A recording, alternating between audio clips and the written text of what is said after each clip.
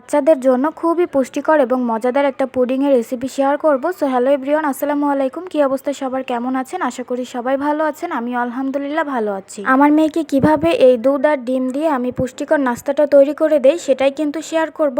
তো শুরুতেই এখানে আমি পুডিং বানানোর জন্য ফর্মুলা মিল্ক নিয়ে নিচ্ছি। আমার মেয়েকে যেহেতু আমি ফর্মুলা দুধটাই খাওয়াই, এজন্য ফর্মুলা দুধটাই এখানে নিয়ে নিলাম।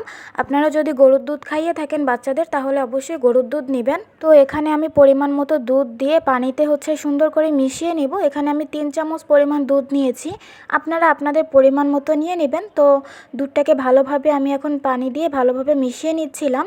মেশানো হয়ে গেলে এখানে আমি পুডিংটা বানানো স্টার্ট করব। তো এখানে কিন্তু আমি 3টা কোয়েল পাখির ডিম নিয়েছি।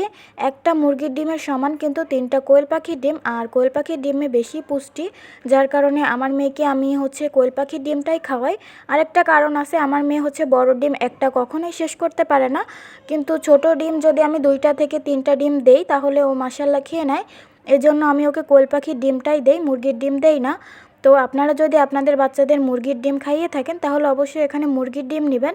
তো ডিমটাকে নিয়ে আমি ভালোভাবে একটা কাঁটা চামচের সাহায্যে ফেটিয়ে নিলাম। ডিমটা কিন্তু আমি খুব সুন্দর করে ফেটিয়ে নিছি। এবার এখানে পরিমাণ মতো একটুখানি লবণ দিয়ে দিব, আর ডিমের গন্ধটা দূর করার জন্য একটুখানি ভ্যানিলা এসেন্স দিব। আপনারা চাইলে এখানে একটা এলাচ দিতে পারেন, একটা এলাচ দিলেও হয়, কিন্তু আমার ঘরে যেহেতু ভ্যানিলা এসেন্স ছিল তো ভাবলাম যে 1 ফোঁটা ভ্যানিলা এসেন্স দিয়ে দেই, এতে করে ফ্লেভারটাও সুন্দর আসবে আর ডিমের আষ্টে গন্ধটাও আসবে না।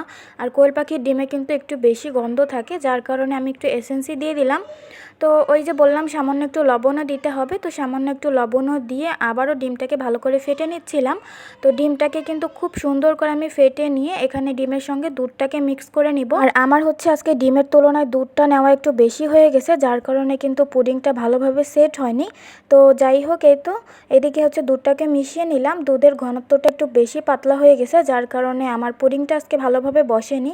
তারপরেও যতটুকু হয়েছে আলহামদুলিল্লাহ। আমার মেয়ে কিন্তু এই পুডিংটা অনেক বেশি পছন্দ করে। এমনিতে যদি আলাদা করে ডিম সিদ্ধ করে দিই বা দুধ দেই তাহলে কিন্তু একদমই খেতে চায় না, অনেক বেশি জোর জবরদস্তি করে খাওয়াতে হয়। তবে এরকম পুডিং যদি বানিয়ে দেই তাহলে মাশাআল্লাহ অনেক বেশি মজা করে খায়। আসলে বাচ্চারা কিন্তু বিভিন্ন টাইপের খাবার খেতে পছন্দ করে, প্রতিদিন এক খাবার দিলে একদমই ওরা পছন্দ করে না। এক এক দিন যদি এক এক রকম খাবার দেওয়া যায় তাহলে ওরা অনেক বেশি মজা করে খায়। যাই হোক, এখানে আমি একটা হাঁড়িতে ফার্স্টে পানি গরম করতে দিয়েছিলাম। তো পানিটা গরম হয়ে গেলে এখানে আমি স্ট্যান্ড দিয়ে বাটিটা বসিয়ে দিলাম। তারপরে বাটির উপরে আরেকটা ঢাকনা দিয়ে এখন ভালোভাবে ঢেকে দিব। তো মুনিয়া পাখিকে ঘুম রেখে আমি ওর পুডিংটা বানাচ্ছিলাম, তো তার মধ্যে ওর ঘুমটাও ভেঙে গেছে। তো এই তো তারপরে আমি প্রায় 20 মিনিটের মতো রাখছিলাম। তারপরে এই তো পুডিংটা কিন্তু প্রায় হয়ে গেছে, কাঠিটাও একদমই পরিষ্কার আসছে, কিন্তু ওই যে বললাম দুধের ঘনত্বটা একটু পাতলা হয়ে গেছে, যার কারণে পুডিংটা ভালোভাবে সেট হয়নি। তো যতটুকু হয়েছে ভালোই হয়েছে, একদম খারাপ হয়নি। তো মুনিয়া পাখির বিকালের নাস্তায় আজকে এই পুডিংটা দিছিলাম। পুডিংটা ও অনেক বেশি পছন্দ করেছে, আর এই দেখেন একা একাই কিন্তু খায় মাশাআল্লাহ।